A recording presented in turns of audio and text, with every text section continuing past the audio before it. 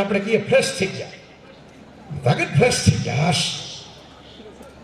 તો હાશકારો જે શરીર કરે છે ને એ નેગેટિવિટીનો કચરો બહાર ફેંકી દે છે, એટલે હાશકારો થાય છે. એમ મગજમાં કોઈની નેગેટિવિટીનો કચરો રાખવો નહીં, એને 48 કલાકે ફ્લશ કરીને બહાર ફેંકી દેવો, મગજ કોરું રાખીને ભણવામાં ધ્યાન દેવું. આટલું જ મારે તમને વિનંતી કરવાની છે. મારે એટલું જ કહેવાનું છે કે તમને કોઈ નબળા કે નકામા કે નાના ગાના કે ખાનદાનમાં કોઈને નથી એવું કે તમે હું ભણવાના હતા ને તમે હું પરીક્ષા દેવાના હતા ને તમે આવી સ્કૂલમાં કેવું ચેન્જ કરવાના હતા, ફલાણી 5 સ્ટાર સ્કૂલમાં જાઓ, ઢીકણી મોટી સિટીમાં સ્કૂલમાં જાઓ, આવું કે ત્યારે તમારે કોઈ જવાબ આપવાની જરૂર નથી. તમારે ત્યાંથી ચૂપચાપ હાથ જોડીને નીકળી જવાનું, તમારા પરિણામથી, તમારા પ્રયત્નોથી, તમારી આવડતથી, હોશિયારીથી રિઝલ્ટ લઈ આવીને જવાબ આપવાનો, અને પછી એની અમે હસતા હસતા પસાર થઈ જવાનું. અને ત્યારે જેવી મોજ આવશે ને એવી મોજ જિંદગીમાં બીજી વાર નહીં આવે, એની ગેરંટી મારી. આપણને કોઈ નબળું કહેવા વાળું હોય ને તો સારું, આપણને ખબર પડે અંદરથી. કૂતરું પાછળ પડે ને શિયાળાની રાતમાં, તો તમને મને ખબર પડે કેટલી સ્પીડમાં દોડી શકો છો. તો સારું કે કોઈક ટીકા કરે, સારું કે એક્ઝામનું જરાક મૂંઝવણ થાય, કૂતરું પાછળ પડે સ્પીડ વધી જાય, આપણે આપણી કેપેસિટી ખબર પડે. સરસ હિન્દીની પંક્તિઓથી મારી વાતનું સમાપન કરું. ખૂબ ખૂબ આભાર માની લઉં ઓક્સફર્ડ સ્કૂલ ઓફ સાયન્સના બધા મિત્રોનો. મને અંદરથી મજા આવી આ બોલવાની, વાત કરવાની, તમારી સાથે શેરિંગ કરવાની. અને હવે તો વેબ સિરીઝના જમાના છે, સિઝન 1 પછી સિઝન 2 ને સિઝન 3, આપણે બીજી સિઝન 2 કરવી હોય મને વાંધો નથી. પારુલ ને મયુરભાઈના મિત્રો 2 જણા ભેગા થઈને સિઝન 2 ગોઠવે તો પાછો આવી સિઝન 2 કરવા. ત્યારે તો ઓડિયન્સે નવું આવી ગયું છે. આ બધા ભણી ભણીને આમાંથી કોક આવી ગયું છે કે હવે અમારા ભૂતપૂર્વ વિદ્યાર્થી આજે વક્તવ્ય આપવાના છે. હું એમાં આનંદ થશે મને કે વાહ વાયવું તું ઉગ્યું, ખેડૂત જેવો આનંદ થશે.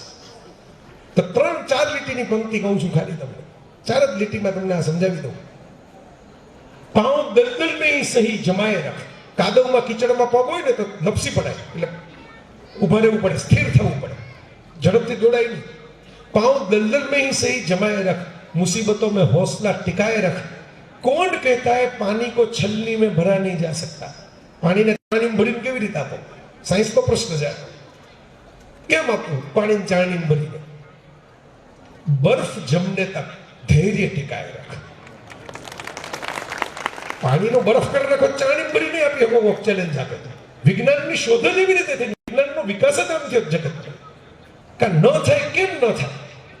મંદિરે જાઓ ને જે પગથિયા ઉપર ચપ્પલ મૂકો ને ત્યાં પથ્થર છે પણ એ ઘસાય છે, ઘડાતો નથી. જે પ્રતિમાએ માથું ટેકો ને પથ્થર છે એ ઘડાય છે, એટલે આપણે ચપ્પલ નથી અડાડતા, માથું અડાડીએ છીએ. તો મિત્રો, ઘડાવામાં થોડીક પીડા તો થશે, પણ પેન ગેઇન મોટું આવશે. કોલસા ફસકી જાય છે અને હીરા ચમકી જાય છે.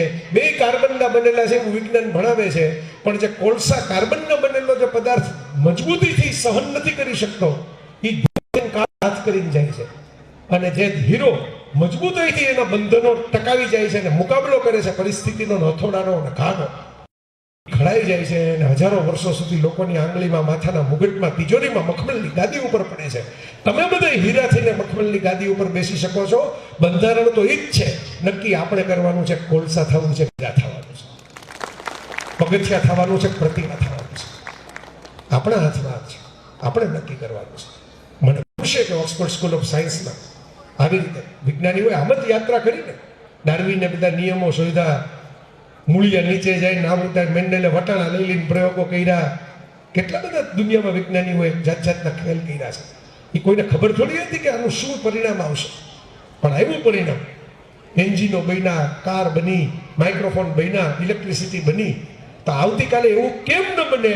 હું કાયમ કહું છું કે આપણો દેશ કસ્ટમરનો નથી, ક્રિએટરનો દેશ છે. આપણે 1.5 અબજના ગ્રાહક નથી, આપણે 1.5 અબજમાંથી આખી દુનિયા ગ્રાહક થાય એવી પ્રતિભા વિકસાવવાની છે.